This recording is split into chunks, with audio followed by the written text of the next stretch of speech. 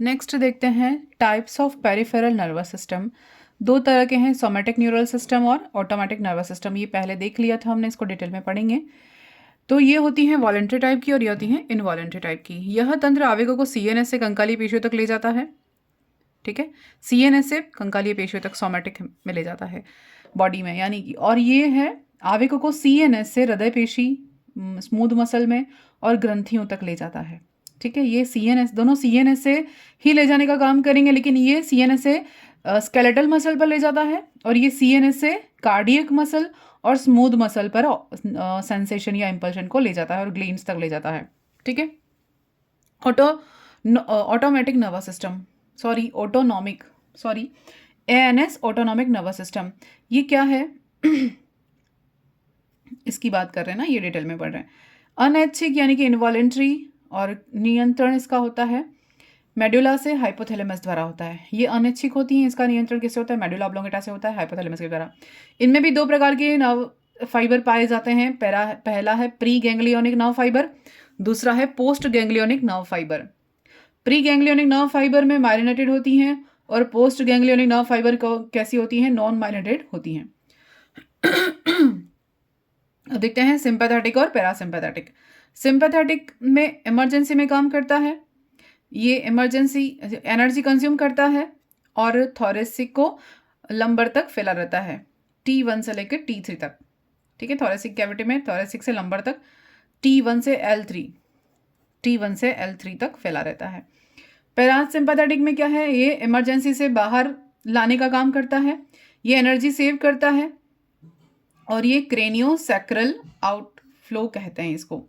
ठीक है, और ये 3, 7, 9, 10 तक फैला रहता है। फिर है प्री गैंग्लियोनिक नर्व फाइबर, ये कैसी होती हैं? छोटे। और पोस्ट गैंग्लियोनिक नर्व फाइबर कैसे होते हैं? लंबे होते हैं। सिंपैथेटिक,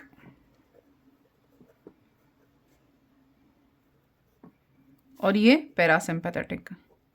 इसमें प्री गैंग्लियोनिक नर्व फाइबर कैसे होते हैं? लंबे होते हैं और पीछे वाले छोटे होते हैं। इसमें अग्रभाग वाले लंबे और पीछे वाले छोटे होते हैं। प्री गैंग्लियोनिक नर्व फाइबर जो कि कोलिनर्जिक और पश्चगोच्छिका यानी कि पोस्ट गैंग्लियोनिक नर्व फाइबर कैसे होती है? एंड्रोजेनिक होती हैं। एंड्रोजेनिक यानी ये क्या कहेंगे इसको? नॉर एड्रिनलिन पाया जाता है, यानी कि ये क्या सिक्रेट करता है? नॉर एड्रिनलिन सिक्रेट करता है। और ये जो होता है कोलिनर्जिक होता है। इसमें दोनों कोलिनर्जिक होते हैं, इसमें अग्र वाला कोलिनर्जिक और पीछे वाली जो फाइबर होती है वो एंड्रोजेनिक होती है। ये क्या सिक्रेट करता है? एसिटाइल कोलिन सिक्रेट करता है और एंड्रिनर्जिक जो होता है वो नॉर एड्रिनलिन का सिक्रेशन करता है। अब पैरासिम्पैथेटिक और सिंपैथेटिक दोनों नर्व फाइबर जो होते हैं एक दूसरे के विपरीत कार्य करते हैं, अभी देख लिया अपन ने। जैसे ये अनुकंपी या सिंपैथेटिक क्या करता है? आंखों की जो प्यूपिल होती है उसको फैलाने का काम करता है और ये प्यूपिल को श्रिंक करने का काम करता है। ये पाइलो इरेक्शन यानी इरेक्टर विलाई जो होते हैं उन पेशियों को संकुचित करता है, जिससे कि गूज़बम्स से हम कहते हैं ना कि रोंगटे खड़े हो जाना, उसके लिए कौन रेस्पॉन्सिबल है? पाइलो इरेक्शन कहते हैं उसको साइंटिफिक टर्म में, है ना, रोंगटे खड़े हो जाने को। तो इसके लिए कौन जिम्मेदार है? अनुकंपी तंत्रिका तंत्र। और ये पाइलो इरेक्टर पेशियों को रिलैक्स करता है, यानी कि वापस से जो गूज़बम्स हैं वो नॉर्मल हो जाएं। फिर गूस फ्लैश भी कहते हैं। सलाइवा के सिक्रेशन को रोकने का काम करेगा और ये सलाइवा सिक्रेशन को बढ़ाने का काम करेगा, यानी जब भय की स्थिति होती है तो हमारा गला सूखता है। आहार नाल में क्रमांकोचन गतियों को कम करेगा और इसमें ये गति को बढ़ाएगा। जठर रस के स्रावण को रोकेगा और ये जठर रस के स्रावण को बढ़ाएगा, यानी गैस्ट्रिक जूस का सिक्रेशन रोकेगा, ये बढ़ाएगा। यहाँ पे हार्ट को कॉन्ट्रैक्ट करेगा, हृदय संकुचित करेगा और हार्ट को ये क्या करेगा? शिथिल करेगा और रिलैक्स मोड में करेगा। तो ये दोनों एक दूसरे के ऑपोजिट काम करते हैं। रिफ्लेक्स एक्शन क्या होती है देखते हैं। सबसे पहले किसने स्टडी किया? मार्शल हॉल ने स्टडी किया। ये एनिमल बिहेवियर का पार्ट है जिसमें संवेदी अंग के उद्दीपित होने पर अनुक्रिया होती है। रिफ्लेक्स एक्शन स्पॉन्टेनियस होती हैं, ऑटोमेटिक होती हैं और इन्वॉलेंट्री होती हैं, हमारे कंट्रोल में नहीं होती हैं, स्वतः होती हैं और एकदम अचानक से होती हैं। रिफ्लेक्स एक्शन में प्रयुक्त पद को रिफ्लेक्स आर्क कहते हैं, प्रतिवर्ती चाप कहते हैं। इनमें से कम न्यूरॉन भाग लेते हैं, 2 न्यूरॉन भाग लेते हैं। कौन कौन से? Efferent and afferent. Afferent neuron sensory होते हैं और इफेरेंट न्यूरॉन मोटर होते हैं। सेंसरी न्यूरॉन सेंसरी इम्पल्शन या सेंसरी ऑर्गन से स्पाइनल कॉर्ड तक लाने का काम करते हैं सेंसेशन को। ये सेंसरी न्यूरॉन आवेग को पृष्ठ मूल के द्वारा लाते हैं, अभी देखा था डायग्राम में। स्पाइनल कॉर्ड में ये सेंसरी आवेग जो होते हैं मोटर इंपल्शन में बदल जाते हैं। इन आवेगों को मोटर न्यूरॉन या अपवाहक या इफेक्टर ऑर्गन पर लाने का काम करते हैं और कंप्लीट पाथ को हम क्या कहते हैं? रिफ्लेक्स आर्क कहते हैं। अभी देखा था ना स्पाइनल कॉर्ड वाले डायग्राम में, लास्ट वीडियो में, वो ये यहाँ पे आप देख सकते हो, ये रिफ्लेक्स आर्क ही बनाता है पूरा। नेक्स्ट है रिफ्लेक्स एक्शन। क्रेनियल रिफ्लेक्स और स्पाइनल रिफ्लेक्स 2 तरह के होते हैं। रिफ्लेक्स एक्शन भी 2 तरह के होते हैं, क्रेनियल रिफ्लेक्स और स्पाइनल रिफ्लेक्स। ये जो क्रेनियल रिफ्लेक्स है वो ब्रेन के द्वारा उत्पन्न होते हैं और ये स्पाइनल कॉर्ड द्वारा उत्पन्न होते हैं। क्रेनियल रिफ्लेक्स में स्लो होते हैं और ये रिफ्लेक्स बहुत फास्ट होता है स्पाइनल कॉर्ड का। ब्रेन, ये अर्जेंट एक्शन रिक्वायर्ड नहीं होती इसके लिए, जबकि इसके लिए अर्जेंट एक्शन रिक्वायर्ड होती है, यानी रिएक्शन रिक्वायर्ड होती है। ये भोजन को देखकर लार का आना, ये रिफ्लेक्स का ही एग्जाम्पल है, लेकिन ये क्रेनियल से संबंधित है, जो कि इसका एग्जाम्पल है ये, क्योंकि क्विक रिएक्शन नहीं होती है, स्लो होती है। और नी जर्क, जैसे नी कर जर्क करते हैं तो एकदम से घुटने से जब हम थोड़े से बिट करेंगे तो पैर का ऊपर की ओर उठ जाना, ये स्पाइनल रिफ्लेक्स का एग्जाम्पल है। रिफ्लेक्स एक्शंस, कोऑर्डिनेशन या कोऑर्डिनेटेड रिफ्लेक्स एक्शन, प्रतिबंधित प्रतिवर्ती क्रियाएं, पूर्व अनुभव या सीखा हुआ व्यवहार। 2 तरह की होती हैं। पावलो के द्वारा दिया गया था, जो साइकोलॉजी पढ़ते हैं बहुत अच्छे से पावलो के बारे में जानते हैं। प्रीवियस एक्सपीरियंस और लर्निंग रिक्वायर्ड, दोनों जरूरी होती हैं इसके लिए, पावलो वाले के लिए। कोऑर्डिनेट रिफ्लेक्स एक्शन के लिए जो पढ़ते हैं ना, CR SR है ना, stimulus response, coordinated response, unconditional response, ये सभी। जैसे कि सिंगिंग है, डांसिंग है, स्विमिंग है, ये प्रैक्टिस के साथ आ जाता है ना। और ये सीखते वक्त वॉलेंट्री होते हैं और परफेक्शन लर्निंग के बाद अनैच्छिक हो जाती हैं। तो जब आदत में आ जाएगा ना तो वो अपने आप होने लग जाएंगी। फिर अनकंडीशनल रिफ्लेक्स एक्शन क्या होती है? पूर्व अभ्यास की आवश्यकता नहीं होती, अनुभव की आवश्यकता नहीं होती है। जैसे इन्फेंट के लिए दूध के लिए रोना, भूख लगती तब रोना, फिर प्रवास करना, पक्षियों का चीखना, ये सब अनकंडीशनल रेस्पॉन्स है। ठीक है, वैसे ये नेविगेशन ओरिएंटेशन के अंदर आता है। हमने इथोलॉजी कंप्लीट पढ़ा है ना, एनिमल बिहेवियर, उसमें इसकी पूरी स्टडी की हुई है, जो प्रवास करते हैं ना पक्षी, बर्ड माइग्रेशन, फिश माइग्रेशन, ये सभी। अब देखते हैं सेंसरी भी, यहाँ पर ऑडिटरी कैप्सूल जो ईयर है उसके बारे में पढ़ लेते हैं। ये जो है वो फ्लूइड होता है, उसमें भरा रहता है। तरल से भरा हुआ अंतःकर्ण जो होता है वो लेबिरिंथ कहा जाता है। क्यों पढ़ रहे हैं? बैलेंस ऑर्गन है और सेंसेशन के साथ है। तो लेबिरिंथ क्या होता है? फ्लूइड के द्वारा भरा हुआ जो अंतःकर्ण का भाग है वो क्या कहा जाता है? लेबिरिंथ कहा जाता है। लेबिरिंथ के 2 भाग हैं, पहला है बोनी लेबिरिंथ और दूसरा है मेम्ब्रेनस लेबिरिंथ। बोनी लेबिरिंथ में पेरिलिम्फ भरा रहता है और यह चैनल से मिलकर बना है। मेम्ब्रेनस लेबिरिंथ, ये उपरोक्त चैनल में लेबिरिंथ पाया जाता है। मेम्ब्रेनस लेबिरिंथ में एंडोलिम्फ भरा रहता है। इसमें पेरिलिम्फ है, इसमें एंडोलिम्फ है, इतना याद रखना है। मेम्ब्रेनस लेबिरिंथ में 3 भाग होते हैं, इसके वाले 3 भाग होते हैं, यूट्रिकुलस और सेक्युलस और सेमी सर्कुलर केनाल और कोक्लिया, ये 3 होते हैं। यूट्रिकुलस और सेक्युलस, ये एक, सेमी सर्कुलर केनाल 3 होती हैं और कोक्लिया, 3 पार्ट किसके होते हैं? मेम्ब्रेनस लेबिरिंथ के भाग हैं। ये डायग्राम में आप देख सकते हैं। ये यहाँ से यूट्रिकुलस, सेक्युलस है ना, crista, ampullae, anterior semi circular canal, ये पोस्टीरियर सेमी सर्कुलर कैनाल, ये लेटरल सर्कुलर कैनाल है दोनों। ठीक है, ये मैक्यूला और ये भी मैक्यूला, ये दोनों स्टैटिक ऑर्गन है ना, स्थितिक बनाए रखते हैं, स्थिरता बनाए रखने के लिए बैलेंस ऑर्गन है दोनों के दोनों। ठीक है, और ये कोक्लिया है। ठीक है, यूट्रिकुलस लार्ज होता है और सेक्युलस स्मॉल होता है। यूट्रिकुलस सेक्युलस में सेंसरी स्ट्रक्चर प्रेजेंट होती है, जिसे मैक्यूला, और इसके अतिरिक्त यूट्रिकुलस और सेक्युलस में कैल्शियम कार्बोनेट से बनी संरचनाएं होती है, जिन्हें ओटोलिथ कहते हैं। इंपॉर्टेंट है, यूट्रिकुलस सेक्युलस दोनों में सेंसरी स्ट्रक्चर प्रेजेंट होती हैं, जिन्हें मैक्यूला कहते हैं। और मैक्यूला के अलावा क्या होता है? यूट्रिकुलस सेक्युलस में कैल्शियम कार्बोनेट से बनी कुछ स्ट्रक्चर होती है, जिन्हें ओटोलिथ कहते हैं। मैक्यूला स्थैतिक संतुलन से संबंधित है, अभी पीछे देखा। यूट्रिकुलस से संबंधित 3 अर्धचंद्राकार नलिकाएं होती हैं जो एक दूसरे से राइट एंगल पर यानी 90 डिग्री पर अरेंज्ड होती हैं। अग्र अर्धवृत्ताकार यानी एंटीरियर सेमी सर्कुलर ट्यूब, फिर पश्चवृत्ताकार और पार्श्ववृत्ताकार। ये तीनों ओरिजिन कहाँ से होता है? इन्हें क्रूसा कॉमनी कहते हैं। क्या कहते हैं? संयुक्त रूप से क्या कहते हैं? तीनों को क्रूसा कम्युनी कहते हैं। इन नलिकाओं के आखिरी सिरों को क्या कहते हैं? एम्प्यूला कहते हैं। ये तीनों नलिकाएं, इसका आखिरी सिरा क्या हो जाएगा? इसे फूल जाएगा, तो इस फूले हुए भाग को क्या कहते हैं? एम्प्यूला कहते हैं।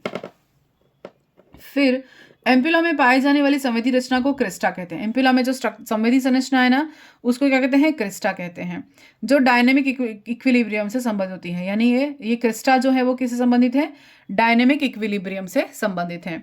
नोट क्या है? वेस्टिबुलर और एपरेटस, ये दो होते हैं। वेस्टिबुलर एपरेटस क्या होते हैं?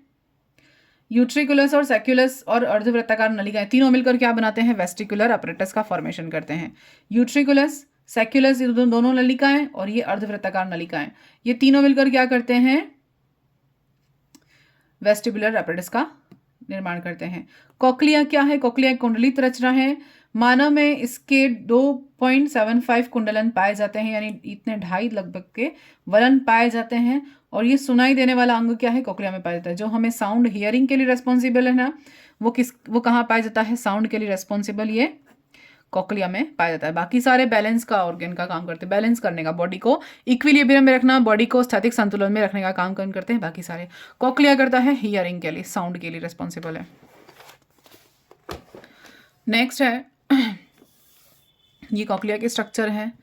इसमें रिसनस मेम्ब्रेन है, ऑडिटरी पार्ट है, बेसमेंट मेम्ब्रेन है, फिर टेक्टोरियल है, फिर स्केला मीडिया है, स्केला वेस्टा है और स्केला टिम्पैनी है।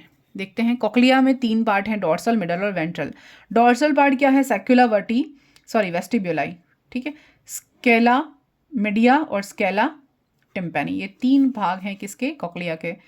बेसिलर मेम्ब्रेन या बेसमेंट जो मेम्ब्रेन होती है उस पर ऑर्गेन ऑफ कॉटी प्रेजेंट होते हैं, कॉटी के अंग पाए जाते हैं। अल्फेनोस या अल्फानोस कॉटी भी कहते हैं, क्योंकि वैज्ञानिक है उसने नाम रखा होगा। तो बेसिलमेंट मेम्ब्रेन पर या बेसल मेम्ब्रेन पर या आधारीय कला पर क्या पाया जाता है? कॉटी के अंग पाए जाते हैं, ऑर्गन ऑफ कॉटी, ठीक है। इनको अल्फानोस कॉटी भी कहते हैं। इन कॉटी के अंग में 3 प्रकार की कोशिकाएं होती हैं। पहली तो रिसेप्टर हेयर सेल जो सुनने में सहायक है, दूसरा डाइटर सेल्स और तीसरा हैंसन सेल्स, ठीक है। 3 प्रकार की रिसेप्टर हेयर सेल, डाइटर सेल और हैंसन सेल, 3 प्रकार की सेल्स कहाँ पाई जाती हैं? कॉटी के अंग में पाई जाती हैं। फिर हेलिकोस्ट्रोमा, हेलिकोस्ट्रोमा क्या है? हेलिकोस्ट्रोमा स्केला वेस्टिबुलर, स्केला टिम्पैनी को जोड़ने का काम करता है। स्केला वेस्टिब्यूल और स्केला टिम्पैनी, इन दोनों को जोड़ने का काम कौन करेगा? ये सेंटर वाला पार्ट, जो क्या कहा जाता है? हेलिकोट्रोमा कहा जाता है।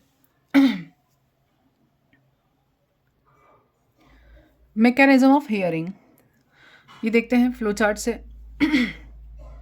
सबसे पहले साउंड वेव्स आती हैं। साउंड वेव्स ईयर पिन्ना से टकराएंगी, फिर बाह्य कर्णनाल में जाएंगी, फिर ईयर डम में जाएंगी, टकराएंगी, वहाँ से मिडल ईयर में जाएगा, वाइब्रेशंस है ना सारी वेव्स।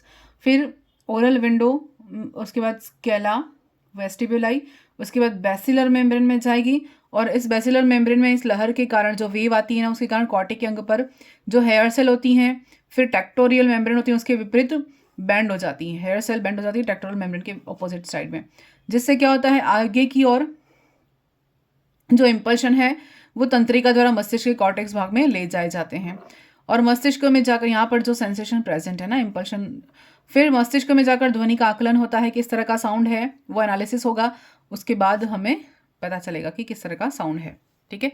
तो ये पूरा फ्लो चार्ट है। ईयर में क्या है?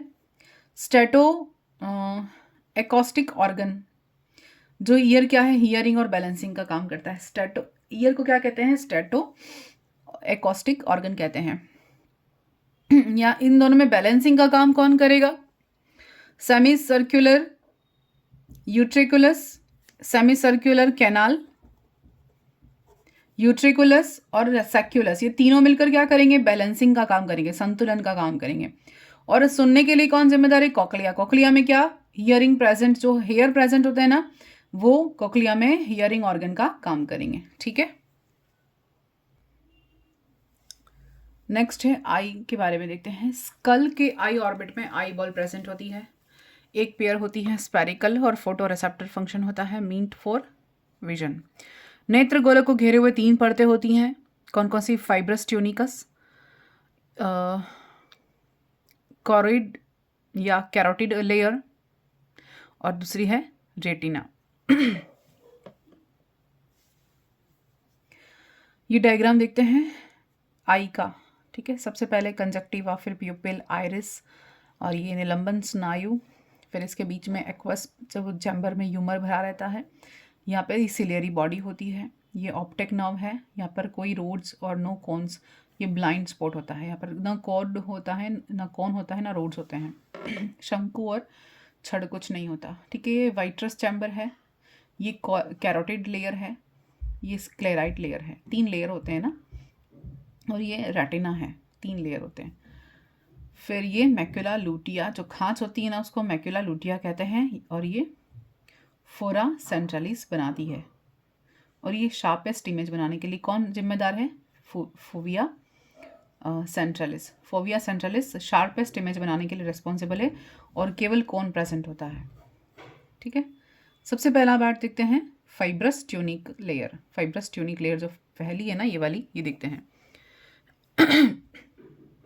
किससे बनी होती है? स्क्लेरा और कॉर्निया से बनी होती है। क्या होता है इसमें? स्क्लेरा और कॉर्निया दोनों होता है फाइब्रस ट्यूनिक लेयर में। स्क्लेरा परत ही नेत्र पेशियां संलग्न रहती हैं। इस स्क्लेरा परत पर नेत्र मसल्स हैं जो वो कनेक्टेड रहती हैं। स्क्लेरा प्लस कैरोटिड की उत्पत्ति मेसोडर्म से होती है। ध्यान में रखना है, क्योंकि नेत्र की उत्पत्ति, लेंस की उत्पत्ति तो एक्टोडर्मल मानी जाती है ना, लेकिन ये क्या है? स्क्लेरा और कैरोटिड, इन दोनों की उत्पत्ति कहाँ से होती है? मेसोडर्म से होती है। फिर कंजक्टिवा, लेंस और रेटिना की उत्पत्ति कहाँ होती है? एक्टोडर्मल होती है। ये ध्यान में रखना है, इंपॉर्टेंट है, क्वेश्चन यहाँ से आता है। स्क्लेरा और कैरोटिड की उत्पत्ति मेसोडर्म से, और कंजक्टिवा, लेंस और रेटिना की उत्पत्ति कहाँ से होती है? एक्टोडर्म से होती है। स्क्लेरा या स्क्लेरोटिक जो होती परत वो तंतुमय संयोजी की बनी होती है, ठीक है।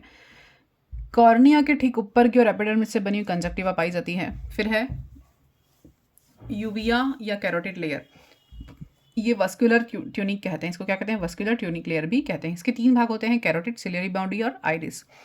कैरोटिड लेयर के कितने भाग होते हैं? कॉरोइड, सिलियरी बॉडी और आइरिस। कॉरोइड लेयर जो है ये वाली, ये कॉरोइड लेयर, ये उच्च संवहनी होती है, यानी हाईली वस्कुलर होती है। कैरोटिड पिगमेंट प्रेजेंट होते हैं। यह परत प्रकाश को अवशोषित करती है और रिफ्लेक्ट नहीं करती है। इसका काम क्या है? कैरोटिड लेयर का क्या काम है? एक तो ये हाई वस्कुलर होती हैं, दूसरा पिगमेंटेड होती हैं, इनमें पिगमेंट्स पाए जाते हैं, और ये परत क्या करेगी? इसलिए पिगमेंट होते हैं, इसलिए ये प्रकाश को अवशोषित करेगी और ये रिफ्लेक्ट नहीं करती हैं वापस, ठीक है।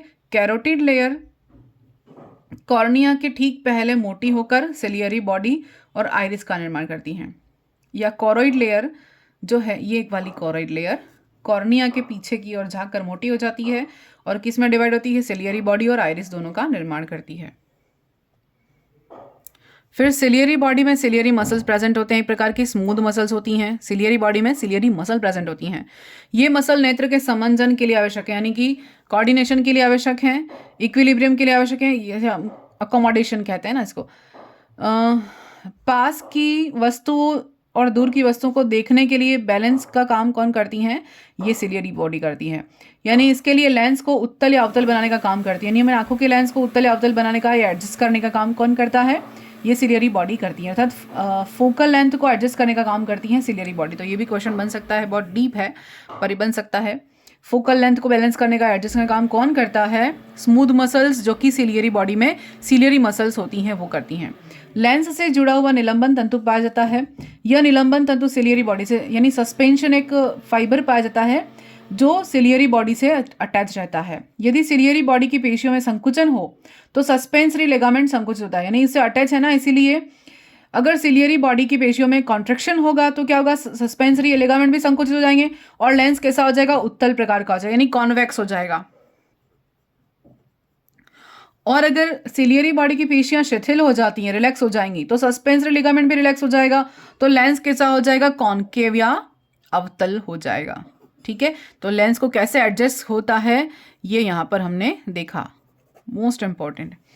लेंस की फोकल लेंथ को समायोजित रखने का कार्य कौन कर रहा है? सिलियरी मसल कर रहे हैं। अभी देखा अपन ने लेंस को फोकल लेंथ को बैलेंस करने का या समायोजित करने का, एडजस्ट करने का काम कौन कर रहा है? सिलियरी मसल कर रही हैं।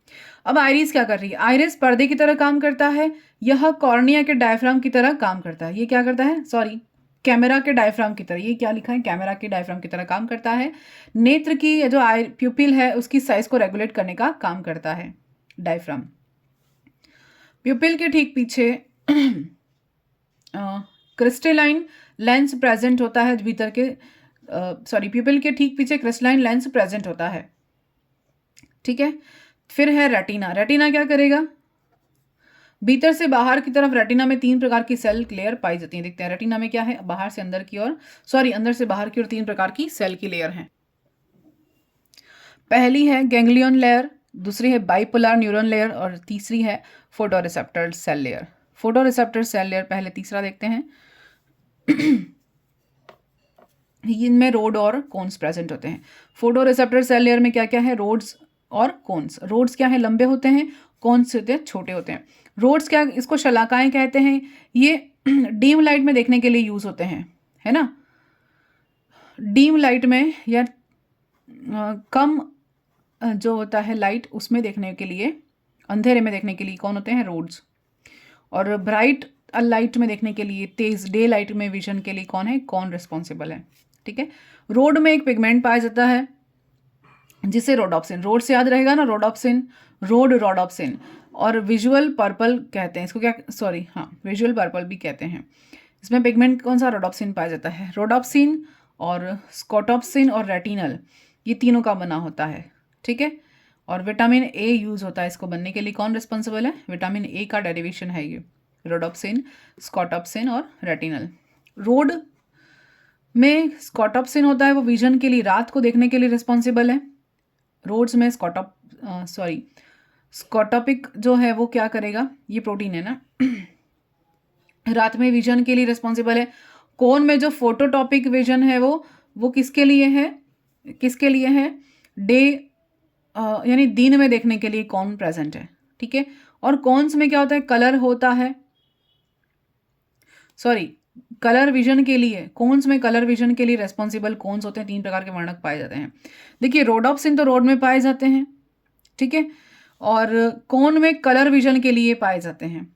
ठीक है। पिगमेंट्स वो कौन कौन से होते हैं? इरिथ्रोलैब यो रेड कलर के लिए रेस्पॉन्सिबल है, साइनोलॉब जो कि ब्लू कलर के लिए रेस्पॉन्सिबल है, और क्लोरोलॉब ये ग्रीन कलर के लिए रेस्पॉन्सिबल है। तीनों ध्यान में रखने हैं। को वास्तविक कलर तो हमारे पास कितना? रेड, ब्लू और ग्रीन। ये 3 कलर के लिए हमारे पास विजन में पिगमेंट प्रेजेंट होते हैं। इरिथ्रोलॉब रेड कलर के लिए, साइनोलॉब ब्लू कलर के लिए और क्लोरोलॉब ग्रीन कलर के लिए। अब है रेटिना के केंद्र में मैक्यूला लुटिया प्रेजेंट होता है। ठीक है। मैक्यूला लुटिया में खांच पाई जाती है जिसको फोविया सेंट्रलिस कहते हैं। और फोविया सेंट्रलिस सबसे शार्प या एक्यूट विजन बनाने के लिए रेस्पॉन्सिबल है, देखा है, क्योंकि यहाँ पर केवल कोन्स पाए जाते हैं। फोविया सेंट्रलिस में क्या पाए जाते हैं? केवल कोन्स पाए जाते हैं। फोविया सेंट्रलिस के पार्श्व में ब्लाइंड स्पॉट प्रेजेंट होता है और रोड्स और कोन्स दोनों एब्सेंट होते हैं। लेटरल साइड में, फोविया सेंट्रलिस के लेटरल साइड में ब्लाइंड स्पॉट होता है जहां पर कुछ भी नहीं दिखाई देता। ठीक है। ब्लाइंड स्पॉट में ऑप्टिक नर्व होती है, कौन सी? सेकंड क्रेनियल नर्व होती हैं, जो आवेगों को मस्तिष्क में ले जाने का काम करती है। रेटिना पर इमेज रियल, वास्तविक और उल्टी बनती है। कैसी बनती है? वास्तविक और उल्टी बनती है। लेंस से रेटिना के बीच विट्रस चैम्बर पाया जाता है जहां पर सेल में जेल समान द्रव पाया जाता है जिसको विट्रस ह्यूमर कहते हैं।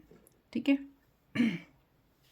अब देखते हैं कॉर्निया से लेंस के बीच में एक्वस चैम्बर प्रेजेंट होता है। इसमें जल समान द्रव पाया जाता है, एक्वस ह्यूमर कहते हैं। ठीक है। एक्वस ह्यूमर को ड्रेन करने का काम श्लेष्मा की नलिका के द्वारा होता है। श्लेष्मा नलिका ही इसको ड्रेन करती है। श्लेष्मा की नलिका इस द्रव को ब्लड सर्कुलेशन में ले जाने का काम करती है। अब है मैकेनिज्म ऑफ विजन। सबसे पहले कॉर्निया से प्यूपिल और लेंस से प्रकाश रेटिना पर गिरता है। रेटिना पर स्थित फोटोरिसेप्टर जो होते हैं वो दीपित हो जाते हैं, स्टिमुलेट हो जाते हैं, जिसके कारण उनमें उपस्थित पिगमेंट जो है वो किसमें? ऑप्सिन और रेटिनल में टूट जाता है। इस कारण ऑप्सिन में परिवर्तन आता है और यहाँ पर मेम्ब्रेन पारगम्यता में परिवर्तन देखने को मिलता है और आवेग उत्पन्न होते हैं। तो जो पिगमेंट है वो ऑप्सिन और रेटिनल में डिवाइड हो जाएगा। क्यों? क्योंकि प्रकाश गिरा है और उद्दीपित हुई है सेल। आउट या हम कहेंगे सॉरी आउल में ओनली रोड प्रेजेंट होता है, जो इसलिए वो रात को देख सकता है, जगता है। फाउल में ओनली कौन प्रेजेंट होते हैं और दिन में देख सकते हैं। ठीक है, मुर्गी की बात हो रही है और आउल की बात हो रही है। आई से रिलेटेड विकार, कौन कौन से विकार अब देखते हैं, डिजीज क्या है या डिसऑर्डर्स। पहला है मायोपिया। मायोपिया यानी निकट दृष्टि दोष कह सकते हैं इसको, है ना, निकट दृष्टि दोष। शॉर्ट साइटनेस भी कहते हैं। इस विकार में व्यक्ति पास की वस्तु को तो साफ देख सकता है लेकिन दूर की वस्तु को नहीं देख सकता। निकट दृष्टि दोष, निकट की वस्तु साफ दिखाई देगी, दूर की नहीं दिखाई देगी। इस विकार में लेंस अत्यधिक उत्तल हो जाता है, ज़्यादा ही कॉनकेव हो जाता है ऐसे, और इस प्रकार में इमेज रेटिना के पहले बन जाती है। ठीक है, ध्यान में रखना है कि ये भी क्वेश्चन आता है, यहाँ से तो प्रश्न बनता ही है। इमेज कहाँ बन जाएगी? रेटिना के पहले बन जाएगी। इसे ठीक करने के लिए क्या है? अवतल लेंस बनाना पड़ता है। जो चश्मा बनेगा वो कैसा बनेगा? अवतल लेंस का बनेगा। ठीक है, नेक्स्ट है हाइपरमेट्रोपिया। हाइपरमेट्रोपिया दूरदर्शिता यानी कि दूरदृष्टि दोष, दर्शिता नहीं कह सकते हैं इसको, दूरदृष्टि दोष कह सकते हैं। यानी दूर की वस्तु साफ दिखाई देगी लेकिन पास की नहीं दिखाई देगी, उल्टा होता है ना नाम से।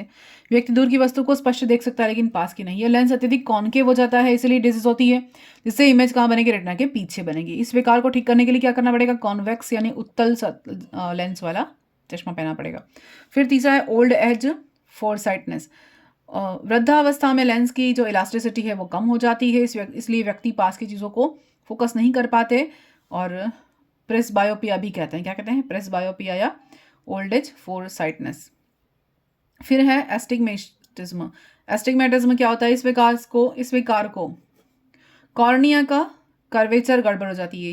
इस वाले विकार में क्या होता है? कॉर्निया का कर्वेचर गड़बड़ हो जाएगा, व्यक्ति ठीक से देख नहीं पाता। इसको ठीक करने के लिए सिलेंड्रिकल लेंस पहनाए जाते हैं एस्टिग्मेटिज्म में।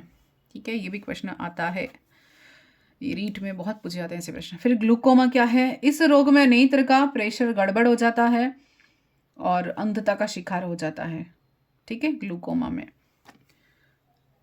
तो असिस्टेंट प्रोफेसर में तो नहीं पढ़ना, हाँ रीट वाली एग्जाम में बहुत पूछे जाते हैं ऐसे प्रश्न।